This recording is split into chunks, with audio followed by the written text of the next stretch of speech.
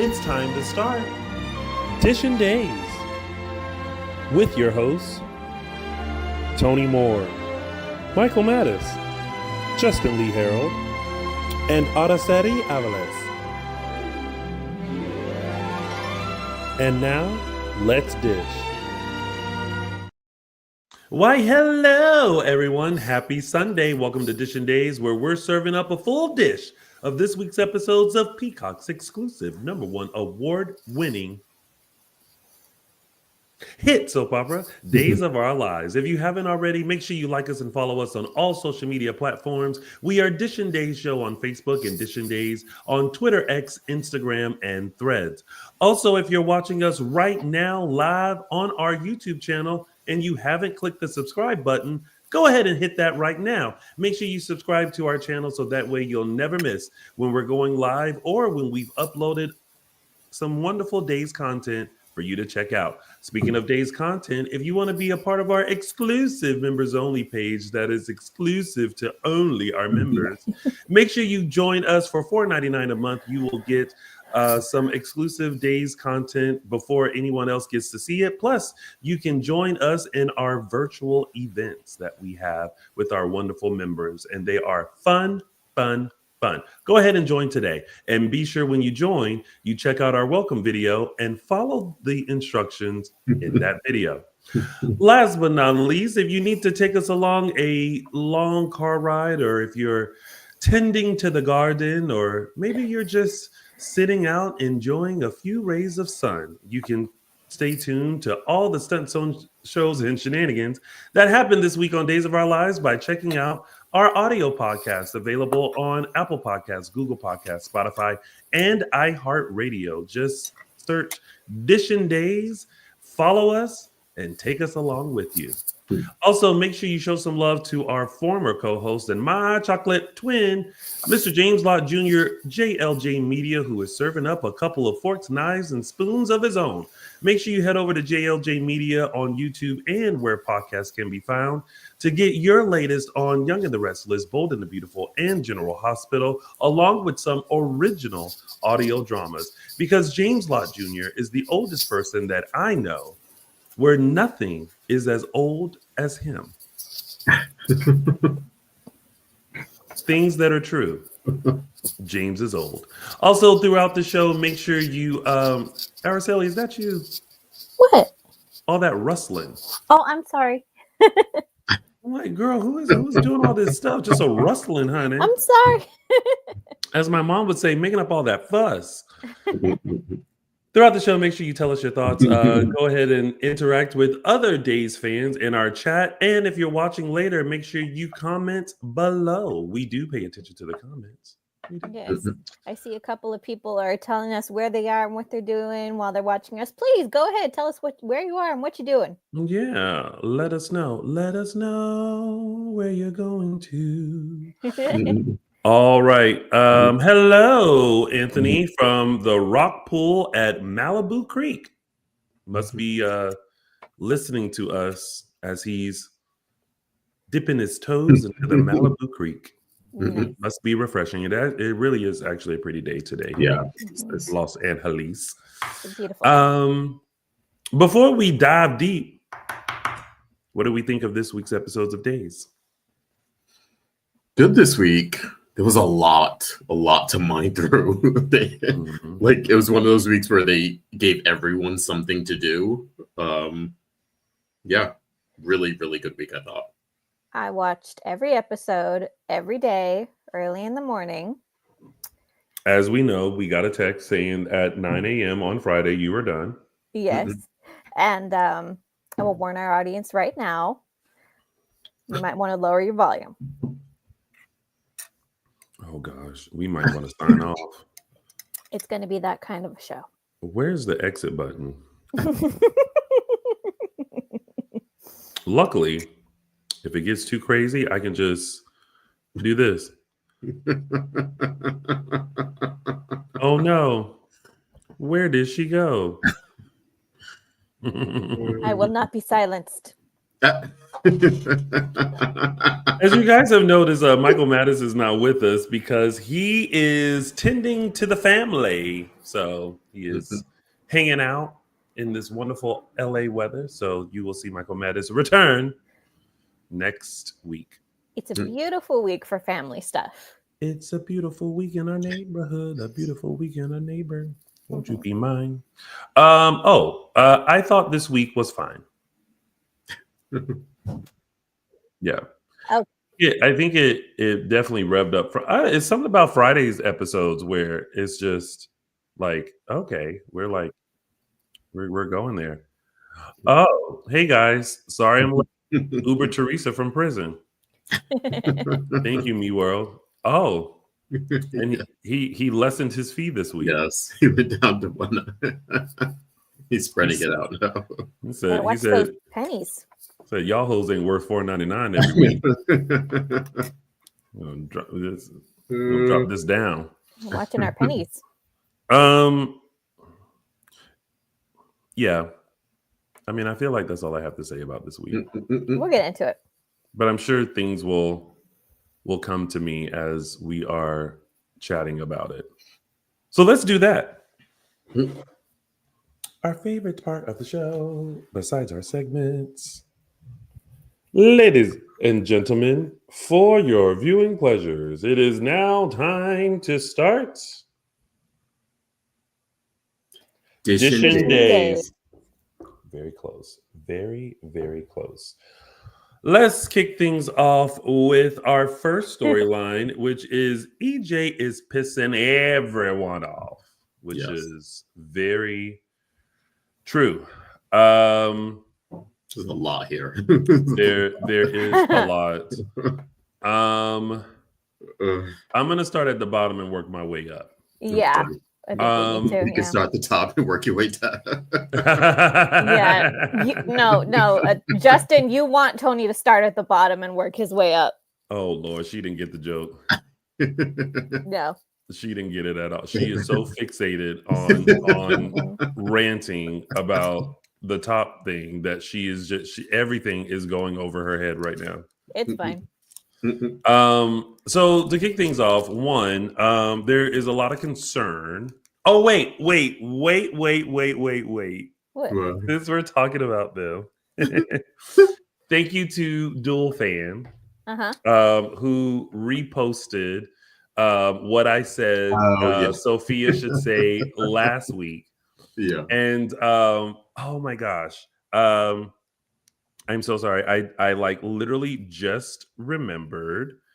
And then what is the actress's name that plays? Oh, is it Rachel? No, there's Rachel, but then I believe is Shani. Shani. I pronounce it, yeah. Shani. Yes. So Shani plays Mrs. Choi. Yeah. So this is what had happened last week. Dual Fan reposted what I said Sophia should say. Rachel Boyd, who plays Sophia, reposted it. And we had a kiki about that. Yeah.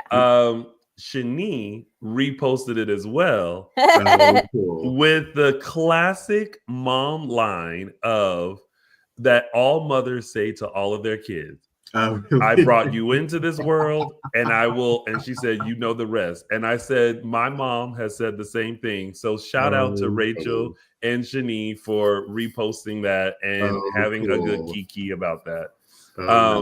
They know. That was fun. That was a lot of fun. There is worry that EJ is going to mess up their ability to adopt Tate and Sophia's baby just based on EJ's history and what happened 100%. During the meeting and everything like that. But shout out to Paulina for meeting up with Mrs. Choi and trying to smooth things over like a good mama bear should. Yes. But, I feel like she made valid points in that, I just feel like it's more about Chanel and Johnny. Yeah. Because whatever has transpired prior to Johnny has nothing to do with Johnny. Johnny does not hold those characteristics of his family. Mhm. Chanel does not hold the characteristics of the family, and so I don't know. Mrs. Choi is a tough nut to crack. But I give her credit this week because it seems she realizes that as well. She is very much now in the mind of what's in the past is in the past. And what happened, her interaction with Teresa was a perfect example of her saying, you paid for your crimes. I don't care about that. As long as you stay in the straight and narrow, we're good. I don't care. What concerns me is present crimes and and any effect in the immediate future. That's what's concerning her, the here and now. And I'm really glad that she is speaking up about that because that's all valid. Yeah. Yeah, I was kind of surprised this week too. It was funny, even though she said that, she still wouldn't like shake Teresa's hand, which I thought was interesting. She still was like standoffish about it. It wasn't like, oh, you're a grandma too, let's put our heads together kind of a thing. I felt like she was oddly receptive to Paulina. I kind of wanted to hear that conversation though. I kind of thought we would cut back to it and we would get some more. Just because I mean it's like, okay, is the religious thing still being held up? Is she still pushing that? Or now is the focus going to be Johnny and Chanel are really good people and EJ's the bad guy? So that's overshadowing it. Like, that's why I kind of wanted to hear what that conversation was. I want to see like how much did Paulina dig into keeping up the charade of the religious stuff? Or did she just come at it from, these are really great people, my daughter and her husband kind of a thing, which should be the reason and should be the focus, but they've put so much emphasis on the religion part of it that it's interesting how she navigated that. I kind of wanted to see that conversation. I suspect that time will tell that Amy Choi is looking at this as a long process with months to go in Sophia's pregnancy, that she's not saying yes or no to anything right now. There is no immediate answer. This is just a continuing conversation. But that she's open to the conversation at all gives hope. Yeah. I will say I was actually surprised that Teresa was team Mrs. Choi. Like it seemed like she was also just kind of like, no, like you're not giving the baby up for adoption. I mean, she didn't immediately say no. I think she's just really, she was very honest with her reasons for it. And I do think it's also about the fact that she didn't get to carry Tate to term. She didn't get to, that was taken away from her. So the idea of giving up a baby when she fought so hard to get her baby back, I think is not insulting to her, but just a little uncomfortable for her personally. But she, again, is doing the good mom thing. She's actively listening to Tate say that he's not ready to be a father, but that he still cares for the baby, that he wants what's best for the baby. And so this is the kind of parenting that he needs right now. Not that Brady can't provide it, but his focus is just so split. I said this last week that Brady's focus is just so split right now. He can't give any one person the attention that their situation needs when all situations require immediate attention. Yeah. This is new to me, but thank you, Crystal, DW fan, who has apparently gifted 5 Dishin Days memberships. Thank you for that. I do not know how that works, so apparently after this, I'm gonna be doing some research. No one's ever done that before, so thank you, Crystal. Yes, thank you. I just still feel like, it really should be up to Tate and Sophia with the guidance of their parents. Yeah. I can see Teresa like being in the shock of hearing about it. I mean, this is also new to her. Well, yeah, because apparently she didn't know. She'd been in jail this whole time, and Tate didn't say nothing. Yeah, it's like, how were those phone calls? I don't know about you. I'm getting pissed at Brady, like his like lack of they're completely having him consumed with the Rachel portion of this, that Yeah. his absence is very known. And I don't know about you, like they played it like a joke or like a kind of a comedic sort of bullet point when Teresa and Tate were arguing. He was like, "You tell your mom, and I'm gonna go to the other room." And I was like, "No, no, no! Like you're his father. Yeah. You were the primary parent when this went down. Like, Yeah, this stay is and have that conversation and have his back and explain it to, especially a mother like Teresa. Like Brady should have been there and been like, I'm gonna support you. I'm gonna sit here on the couch. You tell your mother. I'll jump in when needed," kind of a thing. His absence from this is so glaring that I think, especially now with Teresa, with the personality she is, she's just hearing about this. This is a complete shock to her. And I kind of get her kind of reason. I mean, not a reasoning, but just the initial shock of like, wait, you're going to give your baby up? Like, for most people, that's not something that automatically happens. I think sometimes you go to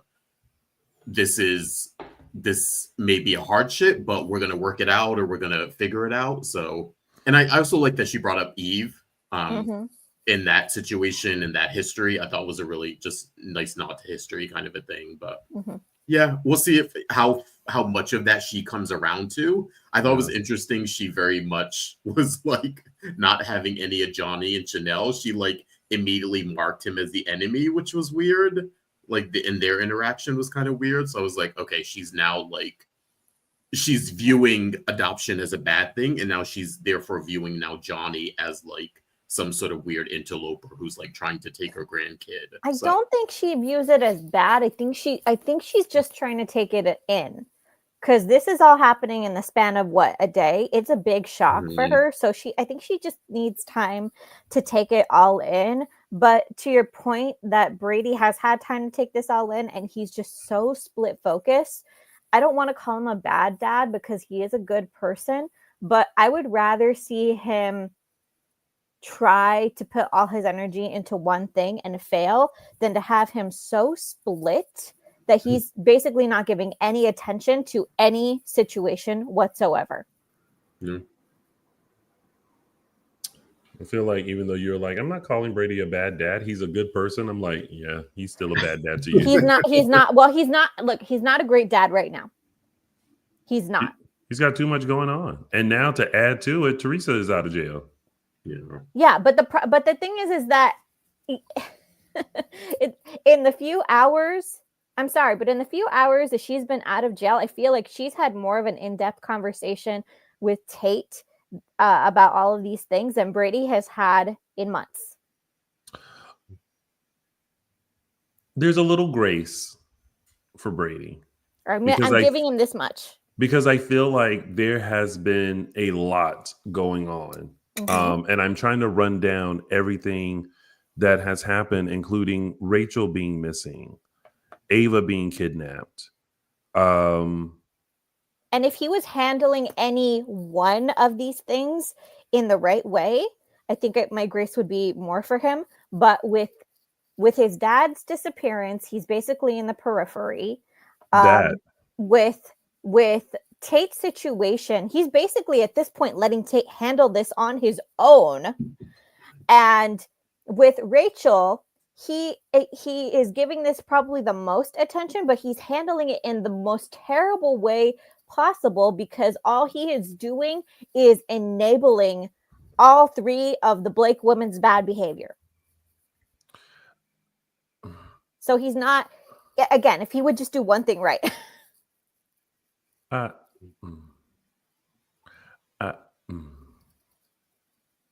You can't. We'll get to that part later. Yeah. Yes, but all in all, as he you have to admit that there is a lot going on in Brady's life, and he is human, and there's only so much that you can juggle, and he hasn't broken down yet. He hasn't had a moment to himself to like figure all this stuff out. He's being pulled in so many different directions.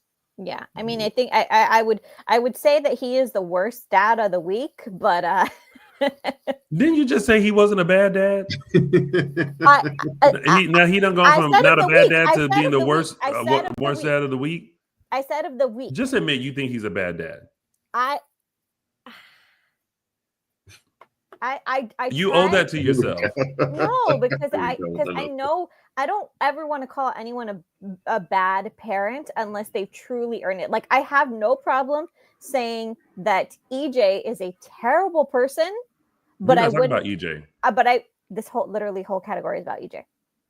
No, I'm talking about in this moment of how you feel about Brady and his parenting. No, but I should admit he's a bad dad. No, because to say out and out that someone is a bad parent, I feel like that's a really strong label that I don't reserve for everyone. Like, to say you're a bad parent, period. Like, you could be a bad parent sporadically, but to be a bad parent, period. Like Kristen, I can fully with my whole heart say I think is a bad parent, period. For now, forever, for the end of time. I don't think that Brady is a bad parent, period, now, forever, for the end of time. And I don't think EJ is a bad parent now, forever, to the end of time. I think that EJ is a despicable person, as this week has shown. He's definitely not getting better. I'm going to check back with you in a few weeks, because I'm pretty sure then you're going to say Brady is a bad dad, period. And if he proves me wrong, then yes, we'll have that conversation then. Because I tell you right now, can you fix your mouth to say Brady is a good dad? Not right this moment, no. If 2 + 2 = 5. I actually said 2 + 2 = 5. Mm-hmm. See, you're wrong too. If 2 + 2 = 4 and 5 + 5 = 10, Araceli thinking that Brady is a bad dad has been solved for X. It's okay. You'll admit it. Moving on to other people that EJ has been pissing off. The Jada Rafe of it all. Okay, first of all, let's start with this Gabby in the Horton Town Square. Yeah. Ma'am,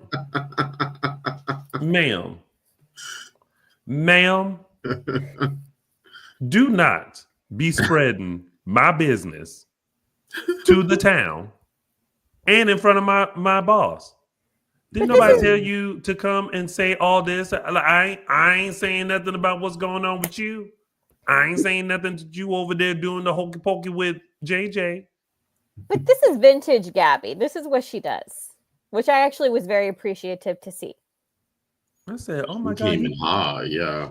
She put all that lady business in the street. Even though, and Belle was like, "Listen, me being with EJ ain't got nothing to do with me prosecuting him." The witness said no. She said the witness did not want to go through, so she couldn't. She doesn't have anything. Doesn't matter. It's clear. It doesn't matter because if she intends on prosecuting EJ, it's a clear conflict of interest. Sure, but it's not hindering her because that situation, yeah. She's also looking at EJ like, bitch, I know you lying, and I know that you have something to do with it. I just don't have evidence on how you did it, and I'm not buying that you have nothing to do with it. Mm-hmm. Now she can still get some good deed, but she's still looking at him like, I don't believe you. No, she can't still get some good deed and be in charge of prosecuting him. The judge would throw out any kind of case she could make. Well, Belle Black can. Belle Black can compartmentalize doing the hokey pokey and turning herself around. Which is clearly at the end of the week what she realized she can't. She can't and she shouldn't. Because she felt manipulated and played by him.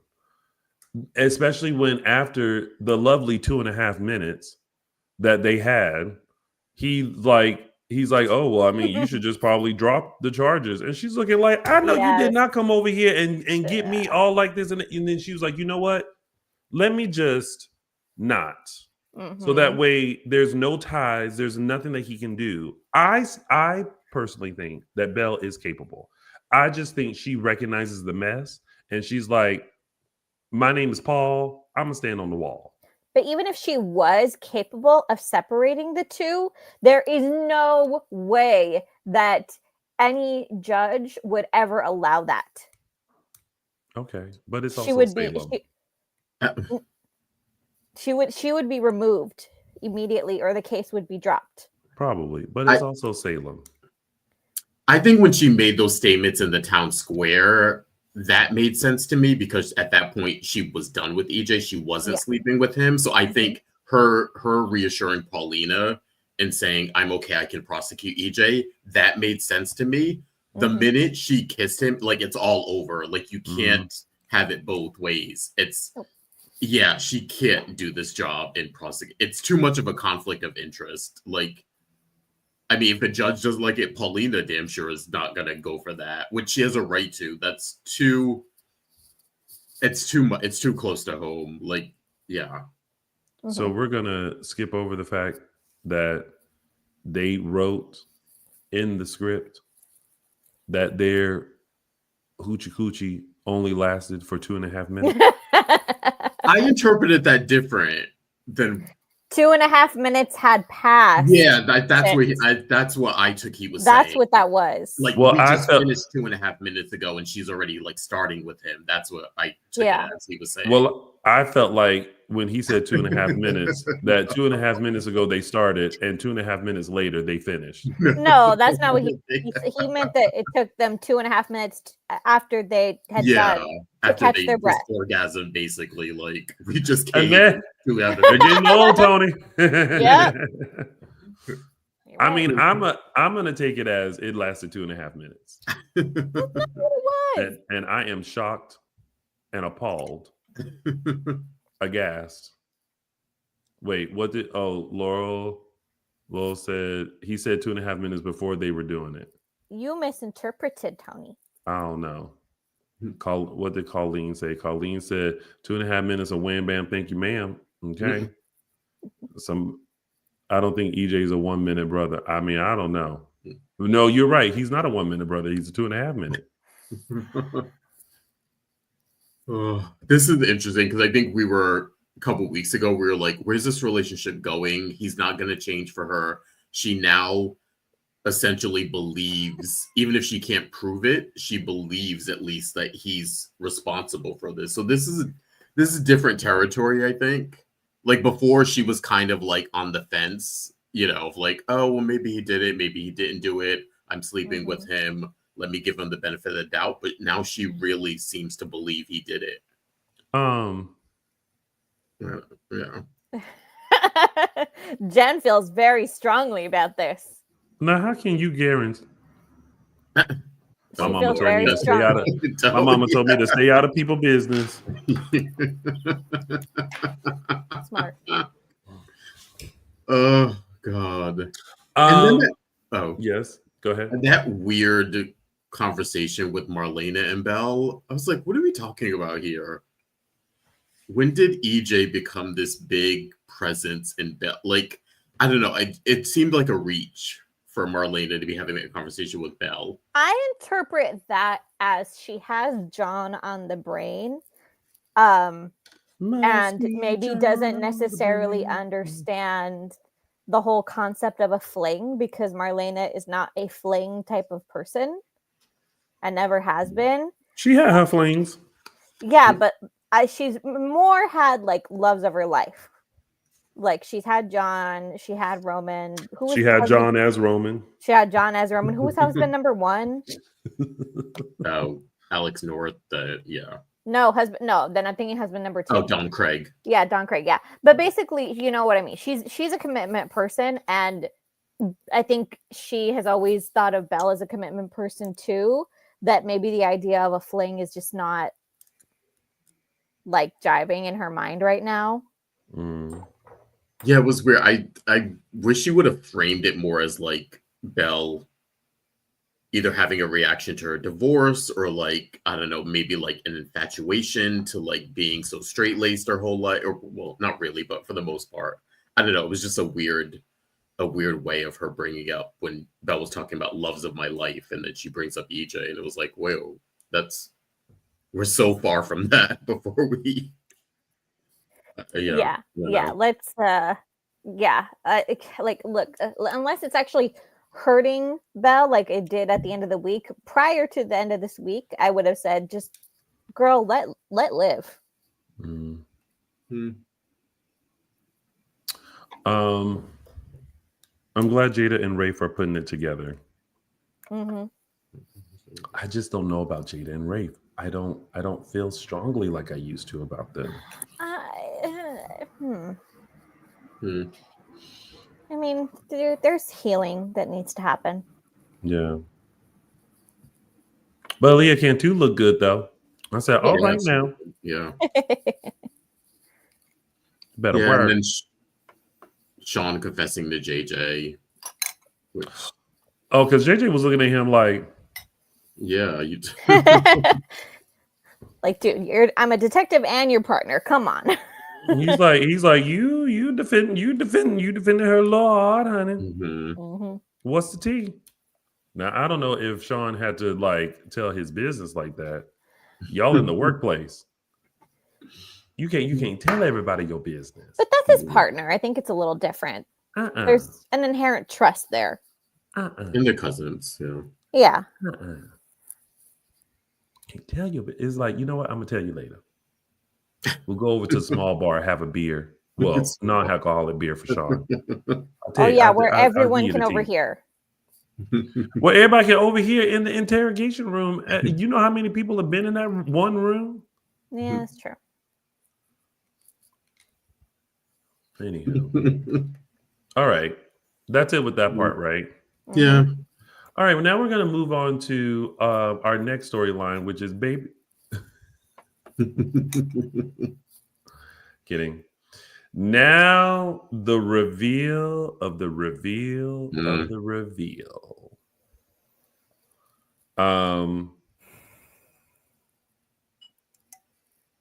My biggest thing was, why now? Like, why is this being mentioned now? Why the slip up now? And what we mean by that is Johnny finding out not only that EJ sexually assaulted Sammy, but that he was also conceived in that way.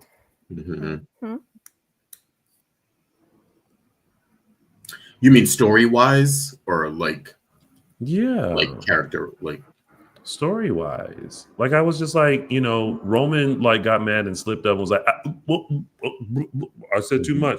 Then Kate come on, do. Hey boo, how you doing? And then she's sitting there like, you need to talk to your mama. And then it didn't take her but 2 seconds to bend. And then I forgot. And so when she said what happened, I was like, oh. But she also left out a kind of a key part. I was like, oh, what a weird thing to leave out, that he had a gun, and that was also part of the reason that it happened, because he had a gun to her. So that was like, I was like, oh, what a weird part of the story not to include. I'm not certain that Kate knows about that part, because I'm not sure how specific Sammy got in the details of when she told this story to people, because this is a story I actually remember very vividly when the twins were conceived. Oh, we can tell.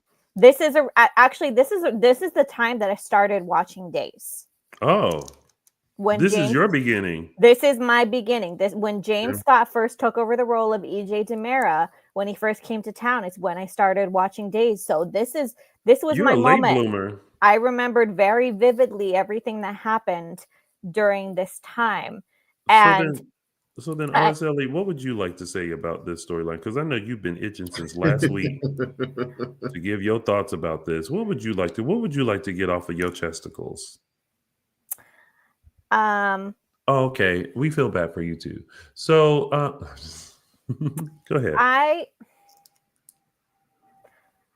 would It's so hard to encapsulate the fury I felt towards Roman and Kate. For telling him? Mm-hmm. Mm-hmm. Do you think that he should know, or do you think I think that they should Johnny have has kept a it a right to secret? know. I think Johnny has a right to know, absolutely. But there was only one person who ever had a right to tell him, and that was Sammy. Because that was Sammy's assault. That was her story to tell. Mm-hmm. It was not even EJ, because he took Sammy's agency away from her. The only person who had a right to tell that story was Sammy. It happened to her, period.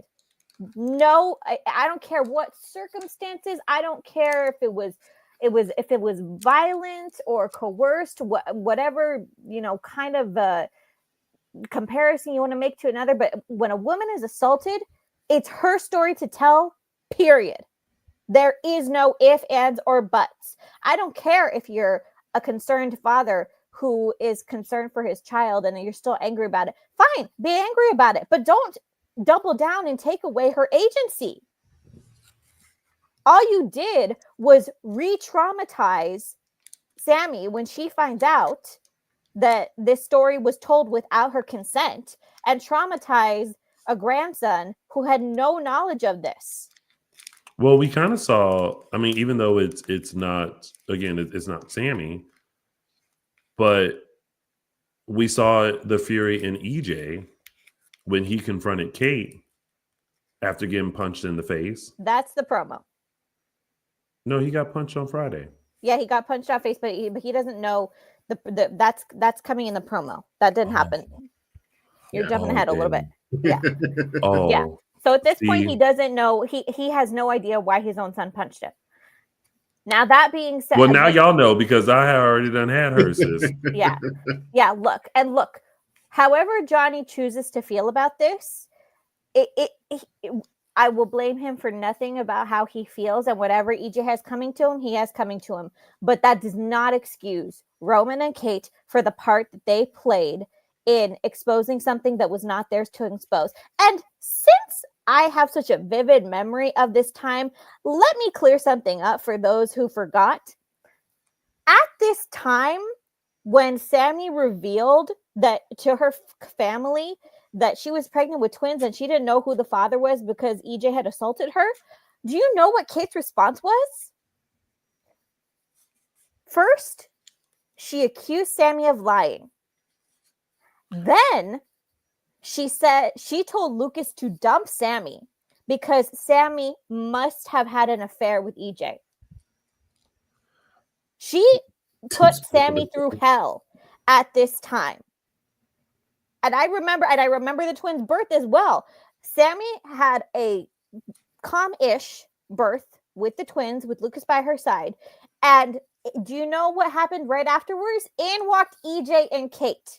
And Sammy was like, no, get out. No, I just gave birth, get out. So during this whole time that Sammy was assaulted and she was called a liar and she was being manipulated and harassed by Stefano and EJ, Kate was not her friend. Kate was there harassing her every single step of the way. And now that Kate is married to Roman and a couple of decades gone by, she wants to conveniently forget that part of the history? Now, I don't think she forgot. I feel like this. I feel like, unbeknownst to Roman left Kate in a very awkward position. She didn't know what she was coming into. Like, she came in just being like, Johnny, what's the tea? And then Johnny is still sitting there like, well, he started saying something, and then you can't hide stuff from your face. And she's like, oh damn, you right. And then she's like, how do I get out of this? You lie. You bargain. You literally do everything, including run out the damn door. No, run out the damn door. She said, I don't know the exact words, but the basic gist was like, it's kind of like a nope. Go call your mom. Go talk to her. And still, And she Johnny talked. insisted. He kept And insisting. it doesn't matter. I don't care how angry he could have gotten. He could have left there enraged that she wouldn't tell him, and it still would have been better. She did not have to open her mouth. Well, Blanche, she did. She did not have to open her mouth, period. She did. She You opened do her never- mouth and she said it. And any girl will tell you. And I'll be honest here. We all have friends who've been assaulted. It's just the fact of life. But when somebody tells you that, when you have knowledge of that, it stays in the vault. You don't go and tell their grown children. I don't care if they're little, they're grown. You don't tell them that fact, even if it affects them personally, because it's not your story to tell. But you're also making it seem like Kate woke up that morning and said, I'm going to tell him this today. No, I'm not saying that. But I'm saying that the minute that she realized what happened, even if she was cornered, run out the door. Literally, run. Run like you're on fire. I don't care. Number one, everything short of tell him business that's not yours. Imagine Kate running. Johnny would be able to like catch up to her. Then go ahead. Let him pound on the door. Let him do anything. Call your mother, call your father. She could have told him any number of things except the truth. I'm not going to let her off the hook. I think this is an interesting one for me because I think it's highly. I completely get why they did this storyline now. Other shows have famously done this storyline, specifically GH, a multiple of times when they've had a sort of well-publicized sexual assault on the show between two characters, and then it's, generations later, it's the children slowly finding out, or children in general finding out about their parents' shady past and what they've done. I remember. But I think it's incredibly unrealistic for all parties involved to assume that this is never going to come out. This is handled so ridiculously. I feel like there's never a plan. The fact that they said Kate even acknowledged like we had a pact, and it was like, okay, this is silly. Okay. I think the pejorative idea growing up for Allie and Johnny is that Sammy just went from one guy to the other in a span of a few days, and that's how they got pregnant. So I think that's a different situation. I also think there's some muddiness here with the fact that Sammy and EJ have then gone on to forgive each other. Well, specifically her forgive him, him forgive her for some of the stuff she's done. And they moved forward as a couple in so many different iterations since the children were born. So I think there's some muddiness here about, keeping this in the vault, which is weird. And you're right about it. I'm being unrealistic. It did have to come out sometime. But again, to your point of what you just said about Sammy forgiving EJ, her story to tell. Yeah, I don't know what to say to that. Yeah, it came out, so yeah. And to your point about the infamous GH storyline, again, was also watching when that happened, and in that storyline, the people who had kept said rape of mother by father in that storyline never, ever, ever explicitly told the kid what had happened. They in every situation, they redirected it to go ask your mother, go ask your father. No one ever specifically told that story to the kid. But again, she said that. No, she said the whole story. No, she said before she spilled the beans, it's like, I shouldn't be the one. Go call your mother and talk to her. Johnny was very fired up and she was weak then. Insisted. She didn't stick to her guns because she should have.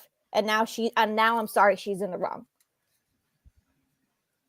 Yeah, I mean, I'm it doesn't make her the worst person in this situation, but I'm not going to let her off the hook for it, and neither should Sammy. Oh, I hope Sammy brings down holy hell. Nothing would have happened if Roman hadn't said anything. I know. Believe me, I'm looking at them both. She needs to come in, classic Sammy, guns blazing, head on fire, and give them both hell. But also, you have to think about this again. Roman was the one that basically said, EJ is the same as Arnold. So Johnny already knew that EJ raped someone. Johnny did not. No. Johnny yes, he did. Yeah. Yes, he did. Because Roman said, Roman said EJ is just like Arnold Finnegar. Yes. Because Johnny knew about what Arnold did to Sammy. Mm-hmm. And then Roman brought up that EJ was the same. Yeah. So then at that point, Johnny didn't know that his dad had also sexually assaulted someone and didn't know who it was. And then Roman tried to backtrack. Well, Johnny's standing there going through his mind like, who is this person? What? And then unbeknownst to Kate coming in, him having half the truth already is just kind of like she was stuck. She was like, I'm trying not to be involved. I'm trying not to be involved. Go. And I think by that time, when it's like, well, go talk to your mother, Johnny's just kind of like, what does she have to do with it? Mm. And then it just, because at that point it's like everybody's giving stuff away, and it's like, what? Like, I'm not. Nothing you can say is gonna let either one of them off the hook. And I'll give you one more reason why. Because I mean, you don't have to give me multiple reasons why. You can be no, mad I'll at these give you one more characters reason why, because there are people who think that it's like, oh, why would Kate not just keep that secret? If, why is Kate expected to keep that secret for a long time? I'm sorry, because it's an assault. And Sammy was assaulted. Let me remind everybody, not once, not twice, 3 times. She was violently raped when she was a teenager. She was assaulted by EJ when she conceived Johnny, and then again with Arnold.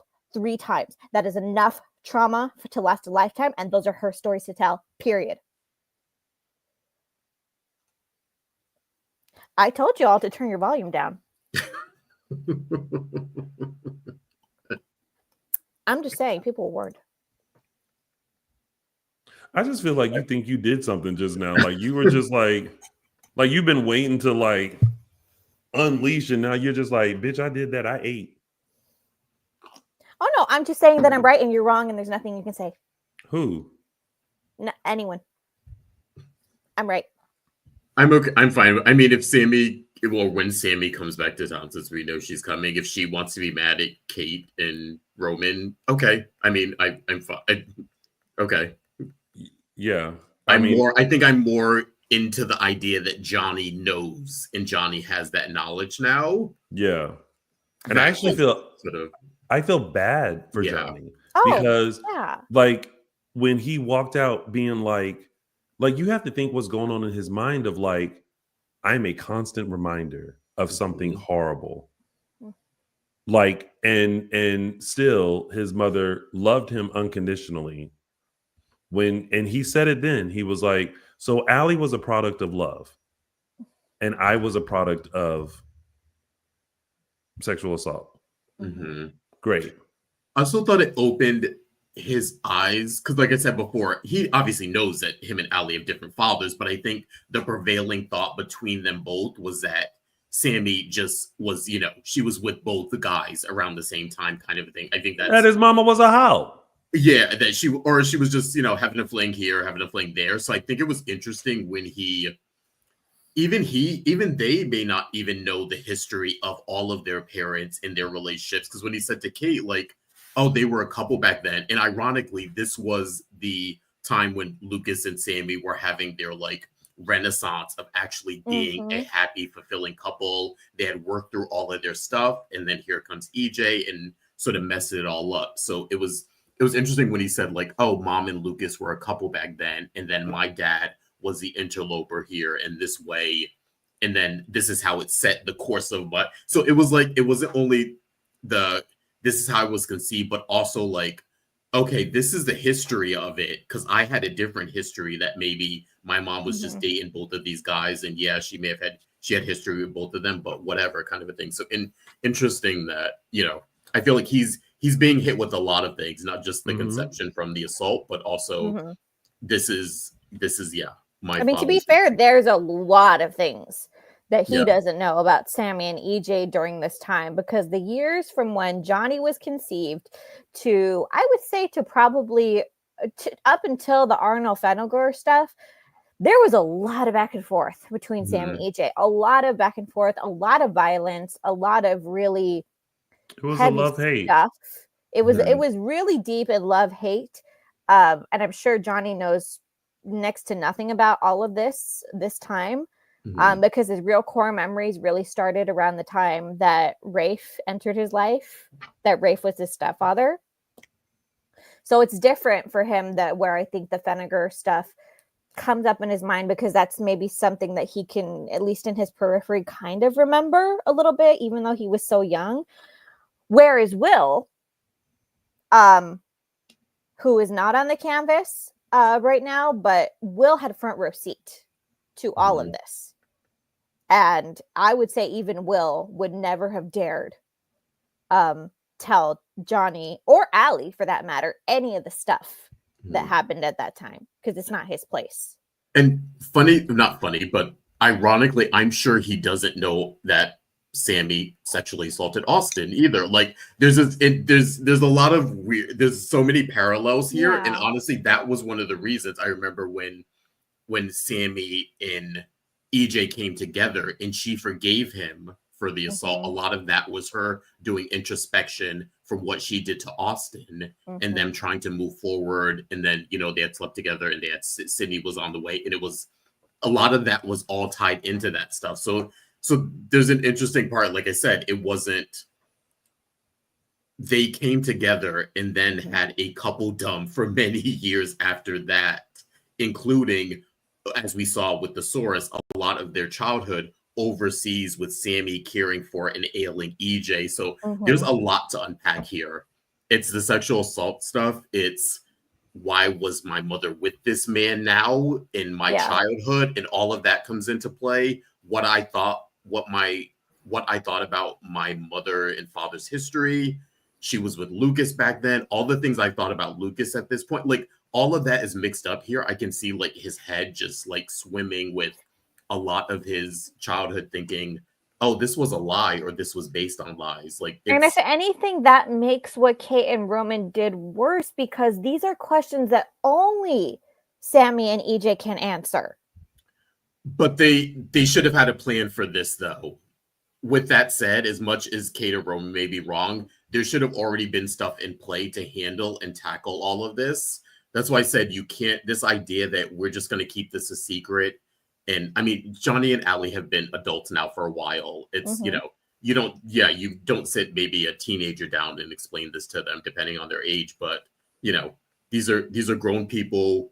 Allie has a child. He's been married multiple times. Like, I know you don't want to revisit this stuff, but, this is what happens, unfortunately, when you leave family secrets like this out in the ether. Somebody could mention that there is a secret, but I think that there's a line that, and we've been talking around about like the moment that Kate should have stopped. And it's like the minute you cross into territory of revealing somebody else's secrets, somebody else's trauma, that's when you stop. And by any means necessary, you stop right there, because that's somebody else's trauma that you're picking up. Well, the telltale of this all will be how Sammy reacts to this when she returns. Johnny is, I mean, we can't even begin to discuss how Johnny is going to react because there's just so much, like you said, Justin, there's just too much. We saw how he reacted. Yeah, that's the instinctual reaction I think we all expected. And Chanel was looking like, Well, I guess the good news in all of this is going to be for Mrs. Choi, because I don't think that Chanel and Johnny are going to be sticking around that house much longer. maybe not. Yeah, this might be the separation that gets a baby, ironically gets him the baby, maybe. Yeah. All right. Well, now that that storyline did what it did, let's move on to the next one, shall we? Which is baby Kiriakis. Oh, joy. I can't. Joy. God. Joy. I let out a very loud groan when it said positive. I was like, can we not have two weird pregnancies between two women on the show at the exact same time? I was like, always how it is. I thought this storyline was going to go in a completely different direction, honestly. When that thing said positive, I was like, oh God, this is typical. You know I what honestly thought she wasn't going to be pregnant. I thought the storyline was going in the direction of her and Alex working together, and then the Philip Xander stuff was going to come out, and that was going to push him away from Steph. Like, that's where I went in my head, not this, I'm going to have a baby now by this guy. Like, or I'm pregnant, at least I'm pregnant by this guy, I should say. I felt like I had just taken a pregnancy test because I was sitting there watching it and being like, please don't cut to Joy. Please don't cut to Joy. Please. Because if they didn't cut to Joy, that means she was not pregnant. And the second they cut to her opening up, I was like, she's pregnant. She's pregnant, and she lied. And I was just like, oh my God. I'm like, why did y'all do this to this character? Why? Joy Wesley, I feel like, was such an interesting addition to the show. And I feel like with the history that Chloe had and everything in Salem, there were so many things that could have been done. And it's like upon first entry, it's like, you had her cheat with Johnny. You have her with Alex. Now she's pregnant. And it's just like, oh my God. Jesus. Yeah. And do we really need two unwanted pregnancies on the show? Yeah. Very disappointed in the trajectory of this character, that when she came on, we were like, oh, interesting. Seems like she has her own style, her own attitude about things. Yeah. She's a newcomer on the show. She's got some minimal ties that they can explore. And Alex Ann, who plays her, has just been doing a great job with the material. Yeah. And I really do feel like, casting wise, shout out to Marnie and Bob. Yeah. Like, she looks like she could be related to Nadia Bjorlin. Oh yeah. It was perfect. It's like you get handed someone so beautiful and you go, yeah. I don't even know how how do we feel about, I mean, we're obviously annoyed and rolling our eyes, but like, I'm actually gonna think positive about this. I'm going to see this as an opportunity for Joy to define herself. We've talked about how she's kind of been floundering. She's, the stuff that she's given is kind of like, it's made us grow. But I want to look at this as an opportunity for her to define herself as a character, whatever she chooses.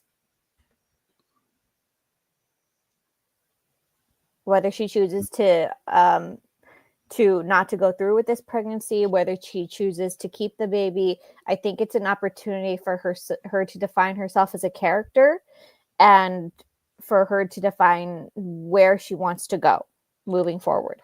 Because I think that she's been so directionless. She's kind of been like from this to that. She can't find her footing. She can't find her niche. She has no support system.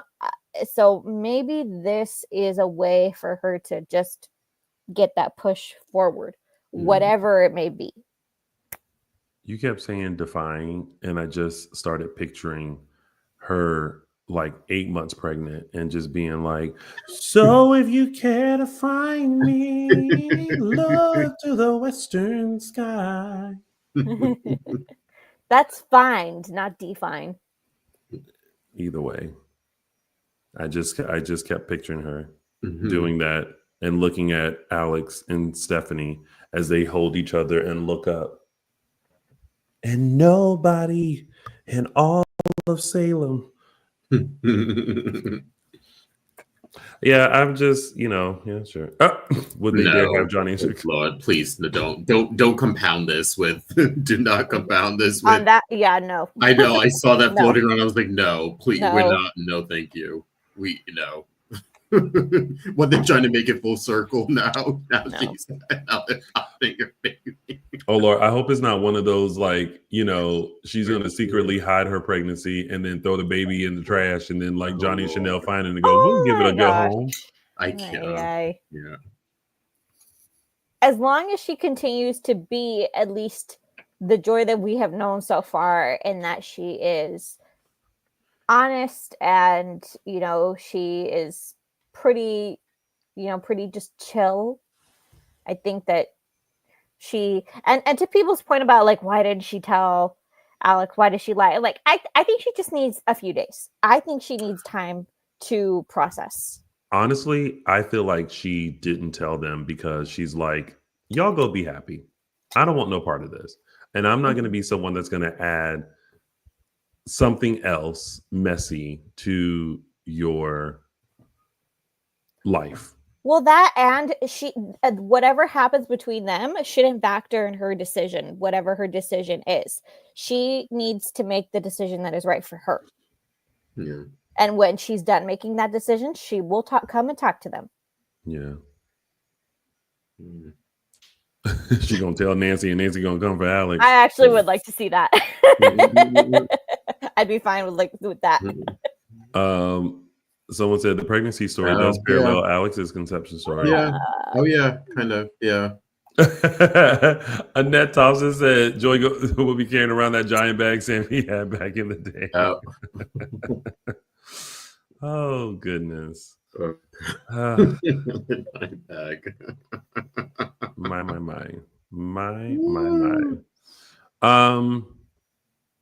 Not not in this man. It's unnamed man. I can't. All right, and then there's the Philip. Wait, we skipped over. Sorry. The Philip, Sarah, Xander. Yeah. Maggie.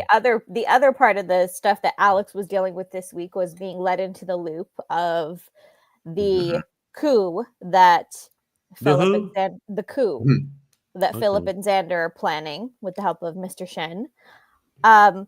Do we like this trio? I do. It's something about when they was all standing there and I know with them suits. Like I would like, yeah, and then I was like, oh, okay, Alex with the 3-piece suit. All right, I see you. And then I was like, okay, yeah. Maggie came in and was like, y'all, I don't want no part of this. I'm just here to get Victoria's thing. Y'all make it do what it do. I think because we love it so much and we've been waiting for this type of team up or getting together or family sort of loyalty, it's making the Sarah part of it really annoying and like not needed. Like we've said before, it's like, I'm fine if this never comes out. Like they can honestly throw this storyline away and I wouldn't care. Let them stay together and get along and give us some interesting, it looked like we're attempting to get an interesting sort of work business plot line like we used to back in the day. Like give us that. You know what I love? What I would love to happen is while we expect Xander to go off the deep end, that he kind of goes, I think it worked out for the better. Yeah. That would be interesting. That would be a change in Xander. Yeah. It's like, I want him to look at Philip and go, it's a rotten thing you did, but it's such a Kiriakis thing for you to do. Yeah. And not ruin what they've built Mm-hmm. over a lot. But then also I was thinking, if Philip was smart, he could play that off and be like, that darn Vivian. And just be like, I didn't know. But but Yes, you Sarah brought up something that I had a sneaking thought this week. I was thinking about this storyline. I was like, what's bugging me about this? There was something that was nagging at me that I couldn't figure out what it was, and then I realized it was the fact that Vivian is still out there and she's the loose end. If she thinks that Philip is not working in her best interest, she's the one that could blow this out of the water. Yeah. So he's probably putting something on her books. He's like, keep her happy. I hope so. I hope he did. I hope he didn't lose sight of that. It'd be really bad if just as their plan is really, really taking shape, that she just comes in and just tears the whole thing up.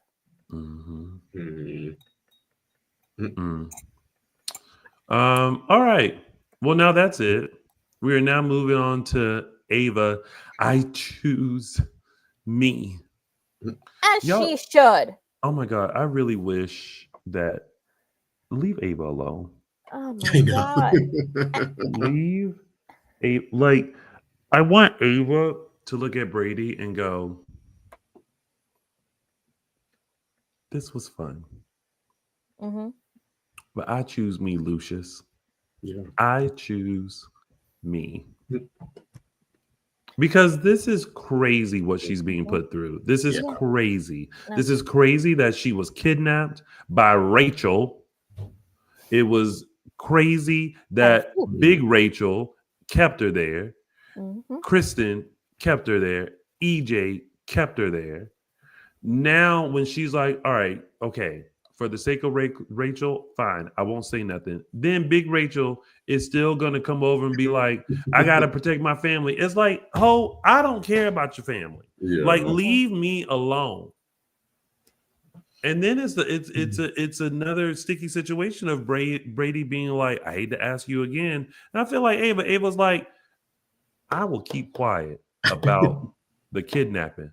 But this hoe done came in here with a knife that she brought from home to kill me. Yo ain't worth me dying. No. And Brady even said it in his conversation. He's like, we haven't even been dating that long. I'm like, yeah, you haven't. Like, why would, what's tying you two together? Like this promise of an amazing relationship? Like, please, she has to now watch her back if she goes out with you. Yeah, I mean, like, this isn't the old Ava. Ava has worked so damn hard for so long to get to a place where she is mentally healthy, to get to a place where she put her trauma behind her, to get to a place where she is self-sufficient. And now they could all be undone by this maniac. I'm going to call it this trio of maniacs. The Blake women who want her dead because she's been on a few dates with Brady. Crazy. Like, please find. And they haven't even slept together, right? Exactly. I mean, that's right. Yeah. I mean, then why are we staying? What are we talking about? People are bringing up Chloe. I mean, damn, Chloe got off easy. Please find Gia another man. Not Gia. Please find Kristen another man. This is how annoyed Tony is with this. So annoyed that I'm gonna move on. We're good with that storyline, right? Yep. Yeah. All right, everyone, that was your top 3 storylines. And now we are moving on to our tidbits. But before we do, just a little reminder. Please make sure you follow us on social media. We're on Dishin Days on Facebook, Dishin Days Show on Facebook, and Dishin Days on Instagram, Twitter, X, and Threads. Also, make sure you subscribe to our YouTube channel. And also, if you feel like joining us on our exclusive members only page, we actually have a happy hour scheduled for this Wednesday at 5 p.m. Pacific Standard Time. So if you want to come kiki with us and join us on our virtual event this month, go ahead and become a member. Once you join a member, make sure you check out the welcome video and follow instructions. Also, you can catch us on your favorite podcast station. We're on Apple Podcasts, Google Podcasts, Spotify, and iHeartRadio. And show some love to James Lott Jr. over at JLJ Media on YouTube and where all podcasts can be found. And continue telling us your thoughts on what you think about this week's episodes of Days of Our Lives. And if you're watching later, please, by all means, comment below. And now we welcome you to our tidbits. Again, these are little stories that have happened, but not a whole lot, but just a little bit. Starting with Bonnie and Clyde, jewel thieves. First of all, welcome back, Belinda. But secondly, girl, give that necklace up. I know. It's not gonna end well. And why would Belinda's completely once she gave up that DA position, she's okay with fencing. She's just being petty. She's okay. Yeah. She got at least of say trying. like, okay, give me my money, what I paid for it. That's fair. Yeah. Like, Yeah. That's fair. But also, is that not the dumbest idea? We're gonna break into our house and steal it back. I'm like, why don't you call the cops and make an anonymous an anonymous tip? We know who has the stolen necklace. It's Melinda Trask.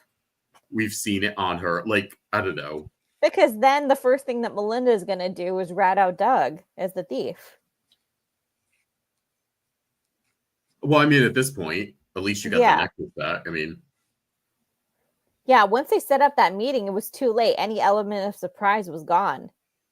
It's like, you didn't want to use Holly as a decoy to be like, oh yeah, tell me about this necklace. And, I know it's not the one that like Grandma Horton, no, that's not her grandmama, Mrs. Horton, has, but, I don't know. If anything, this should prove that Doug is a good guy at heart, because he is terrible at being a criminal.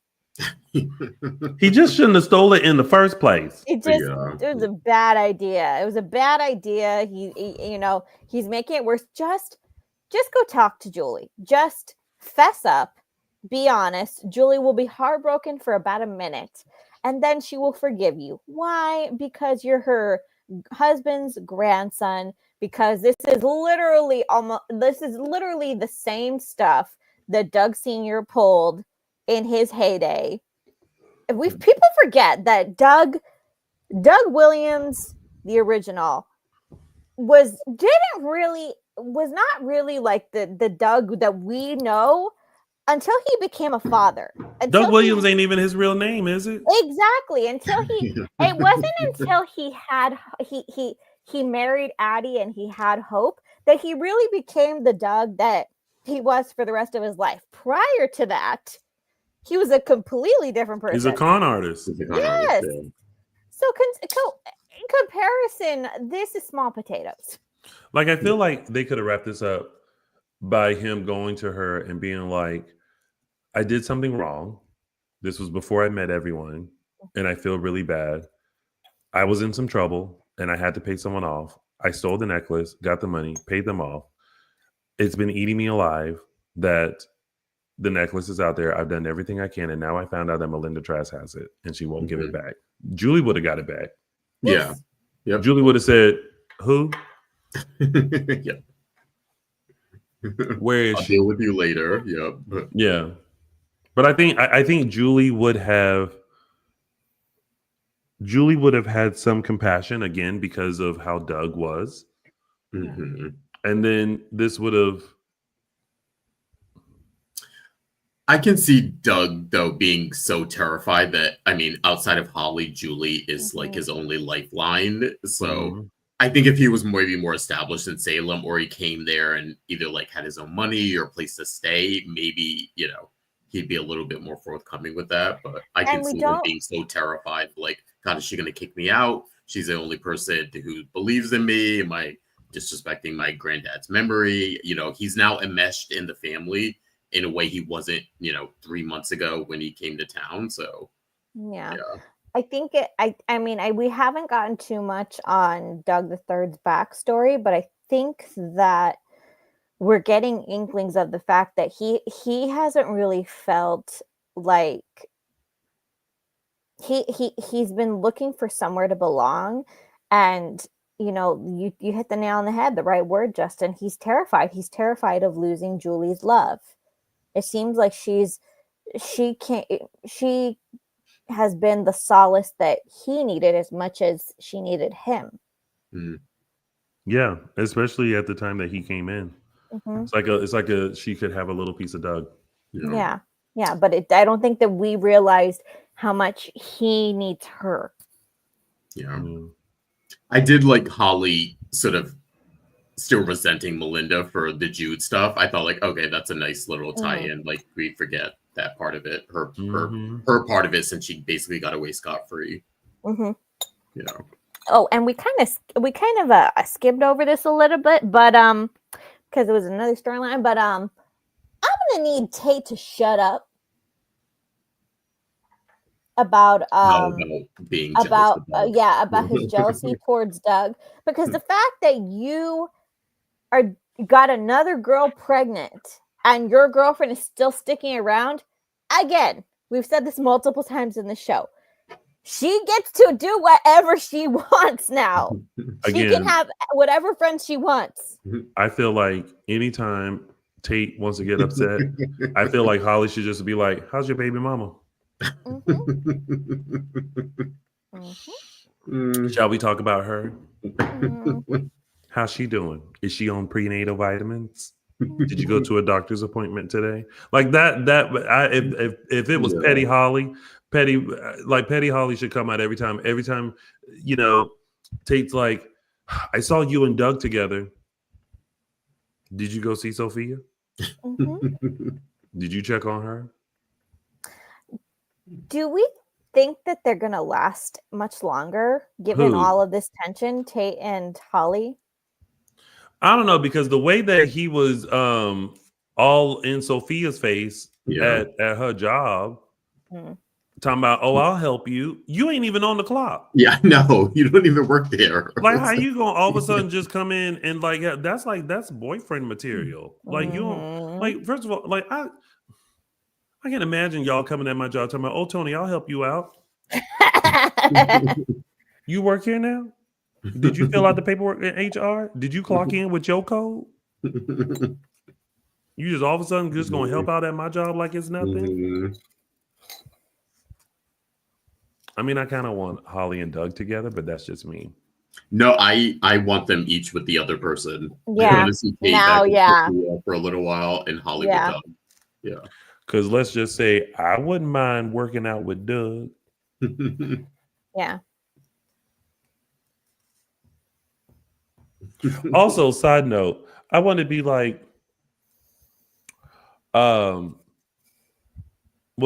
Peyton, why would you put them weights on top of that shakety wood table? Did anyone else notice that? Did anyone else notice? Like he picked up the weights off the floor and then put them on top of the table, and I was like, I didn't. Tony, if you were noticing anything other than the shirtless wet man, I worry. I mean, I noticed that too. Trust me. I had noticed that. But once he put the shirt back on, I said, what you gonna do that for?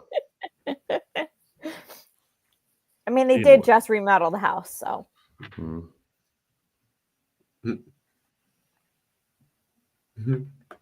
Anywho, let's move on to our next tidbit.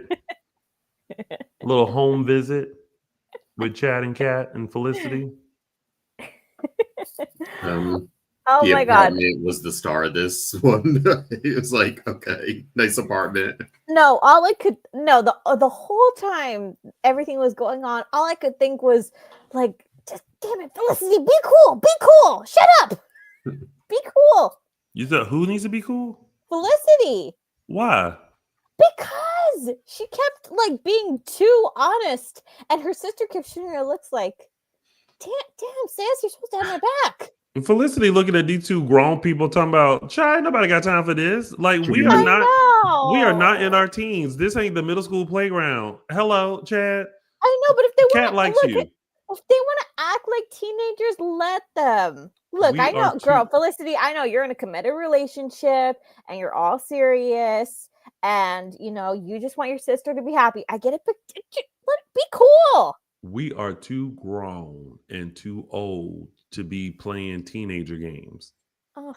This ain't passing a note to each other talking about, do you like me? Yes or no? I mean, but because of how much they've been through that I'm okay with the teenager games, because it's like it's bringing a little bit of nervousness, a little bit of levity when they've been so serious for so long. I'm like Felicity. Let's move this plot along. Exactly. Let's move this like hair toss. She likes you. Yeah. I'm gonna go to my room now. Yeah. Y'all figure this out. Felicity ain't got time for this. Yeah. This is too much of a slow burn here. Like, I don't want them to instantly be, engaged and moving in together, but some, like, I don't know. So they pace this out way too long. Girl, goodbye.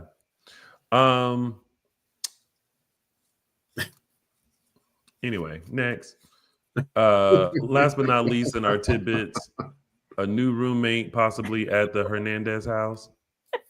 I have no comments for this other than I'm so excited for Gabby to find out. Gabby, Rafe, Jada, everyone. So excited. Oh, wait, before we move on, shout out to Tom Early and his crew for creating Kat's apartment. Yeah. We got a new set this week.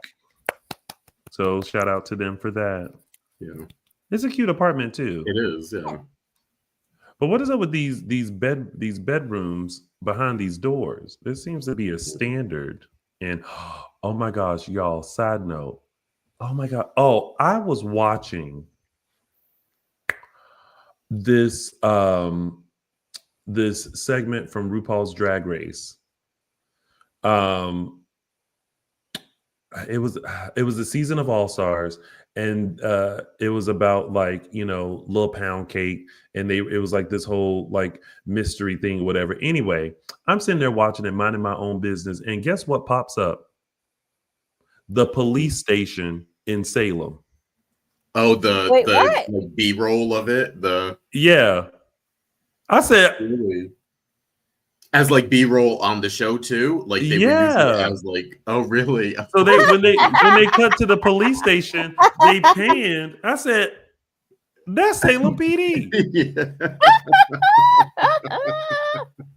Screaming. Oh, funny.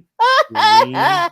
So now we know this is stock. This is Universal NBC stock footage of a police station that everyone can use.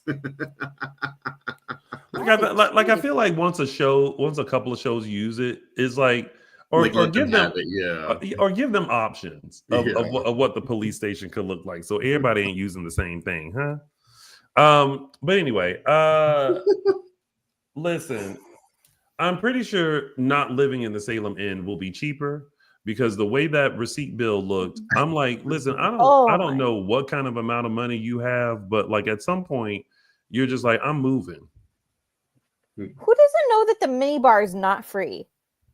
I mean, let's be honest. Sometimes it does get you. And especially he talked to little Juanita, who was like, yeah, go. So I get it. But at least he'll be out of the Salem Inn. I don't think they should be moving in together, but at least he'll be out of the Salem Inn. Not Javi talking about it'll be fine. I'll talk to them. They're like, can you imagine Rafe? Like, he's like, I just got out. I'm dealing with memory loss. I done been kidnapped and replaced again. Now you got to deal with Leo. My girlfriend's about to tell me some disastrous news. I didn't get married. I'm now back home, and now you want to move in this random stranger who you've been dating for a month or two now. Who is Leo going to randomly see come out of the shower first? Ooh, JJ. Probably Rafe. So he can make a comment on could be a Rafe's lot of body. people. Yeah. I think it's going to be JJ. Oh yeah. Oh Lord, with JJ now doing overnights too. If I was Gabby, I'd be like, you know what? I'm gonna go stay with JJ for a little bit. Oh Lord, she's not invited. With Julie? she can't get through the door. No. I forgot he's over there. Worst idea. Oh my Bad God. idea. What is up with all these people living in places that they can't be? Right? Bad idea. Again, Oh it's Salem. You don't know one makes enough money to afford an apartment, apparently. No Right. And if you you move to the Culver City apartments that Marlena and Kayla and Steve live in. Not the Culver City apartments. All right. Well, we'll see if this is a match made in heaven, but that was your week of days, everybody. And now it's time for our favorite part of the show, which are our segments. And we're going to start with mine, which is Tonti's official 3 Snaps Award. Oh, snap! Oh, snap! There we go. My 3 Snaps Award goes to a woman who ain't got time for the BS. Miss Felicity. She said, baby, listen, I don't know what kind of games y'all playing with each other, but let me just give you the tea and the real deal, Holyfield. She like you. Now I'm going to go in my room and eat a cookie and do my homework. So to Kennedy Garcia, Felicity Green, who ain't got time for dilly-dallying about your feelings between 2 grown people, you get Tony's official 3 Snaps Award. Oh, snap! Felicity said, ain't nobody got time for this. Y'all like each other. Boom. Go deal with it. All right. And we don't have a caption that because Michael Madison isn't here, but what we are about to do is go down memory lane. Those were the days. All right, take you back to March 9th, 2017. Those were the days. I mean, in case you forgot. March 9th, 2017, when Eli tells Julie that he is in fact her grandson. Of course, this comes on the heels of Julie grieving over the recent death of David, Eli's dad, and just puts these 2 characters together inexplicably for years to come. And if you want to see a little bit more of a deep dive of Eli and Julie and their relationship and where Eli came from, you can check out this week's Those Are the Days Extended if you are a paid member. But yeah, that was March 9th, 2017, when Eli tells Julie he is her grandson. Oh, and guess what? Those were the days.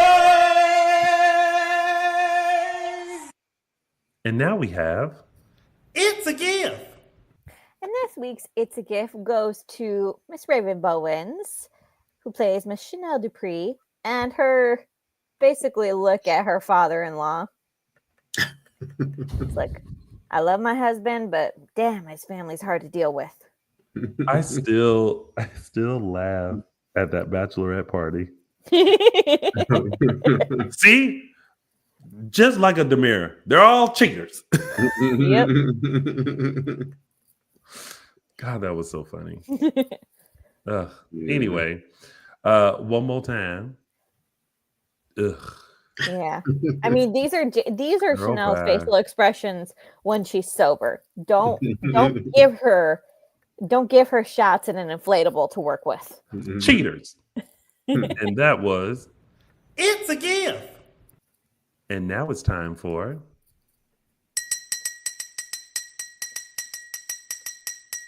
News and gossip. All right, starting off, we have a little sad / congratulatory news. Unfortunately, Mr. Billy Flynn, who plays Chad DeMira, is actually going to be leaving Days and heading over to The Young and the Restless, where he will debut a brand new character later this spring. If you are fans of that show, we of course know Billy spent the last 10 and a half years playing Chad, and according to him, he is grateful to have spent telling one of the all-time great love stories. And because of Days, of course, filmed so far in advance, we will still see him into the beginning of 2026. But yes, Billy Flynn is unfortunately leaving Days and moving on to something else. So we'll miss him as Chad. No word yet if he'll be recasted or what is going to go on with the character. I'm sure we will find out soon enough. But, I'm curious, what was y'all's initial reaction when you saw the news? Honestly, I was kind of like, sounds right.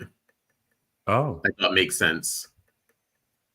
I was I was Yeah. I was honestly I was a little surprised Yeah. because I was just like, oh, okay. And I guess maybe it's because it's like you don't expect the news. Mhm. But I was like, oh, okay. But then of course I was like, well, good for him. I mean, y'all do, please don't tell Billy this. I think I really think he's truly talented. And Yeah. I he's been great as Chad, and I'm glad that I've seen him in other things to really solidify like the talent that he has.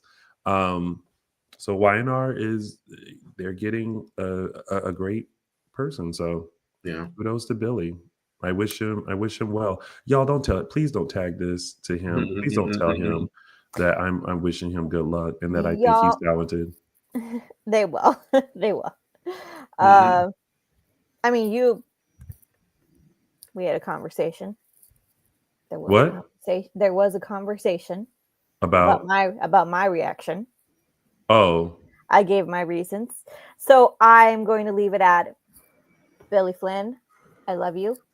The talent that you are, the actor that you are, the wonderful contribution that you've made to Salem, and you are now in the fabric of the Days family. So I will not say goodbye. I will say farewell for now. not farewell. Okay. All right, we're gonna keep it going. Mhm. Mhm.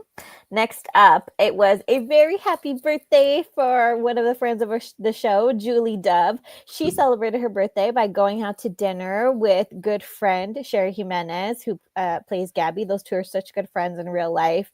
And I know that they had such a fun time getting together and just getting out there and having a girls' night. So happy birthday, Julie. We wish you all the best.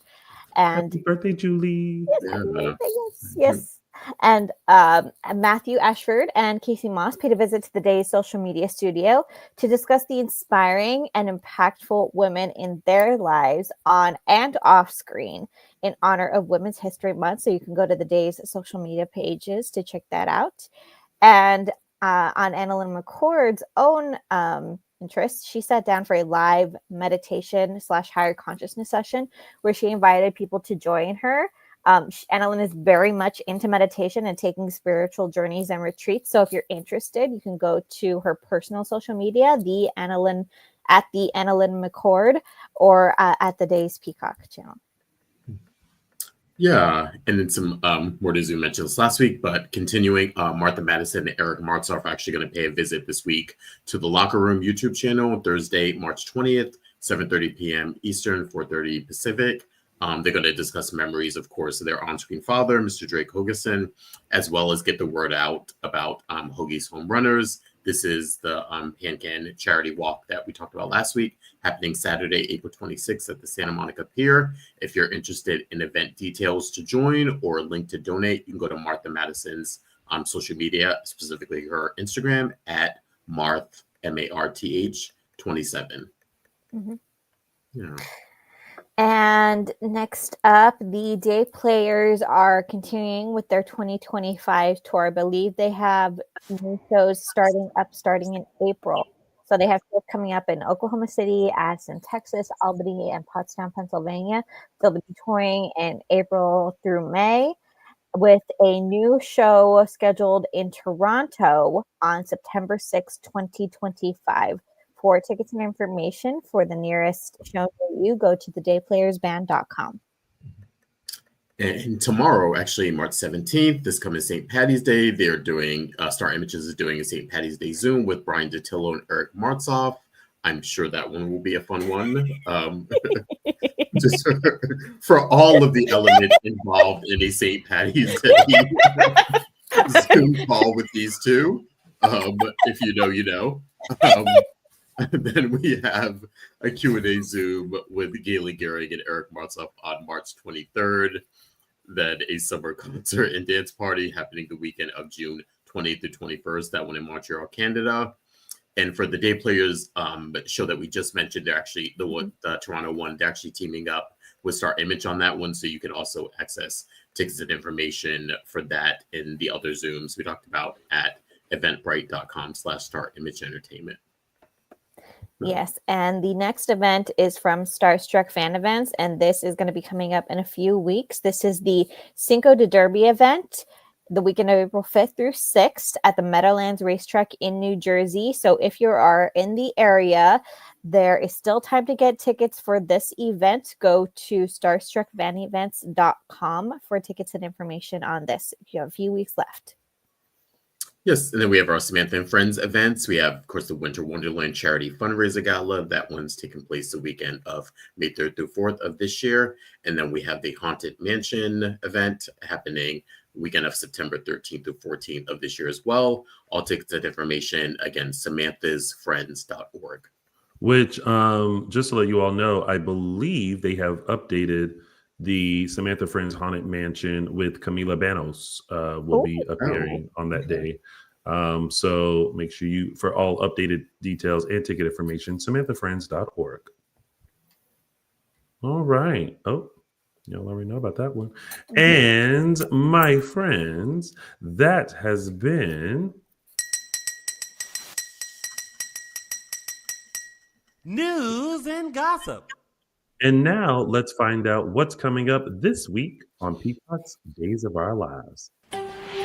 What's missing will be found. That is my grandmother's necklace. We want answers, Donovan. Where is my husband? This much I can share with you. What's buried has come to light. My father is a rapist! You forcibly impregnated my mother! This was your doing. My son never needed to know the truth! You are going to rue the day. Days of Our Lives. Oh, so that happened in the preview. Yeah. See what happens when I get too anxious in the gym and I watch it before. All right. Well, is this show 10 years in the future as well? It could be. It could be. We could be in the future. Well, it looks like next week is going to be a fun week.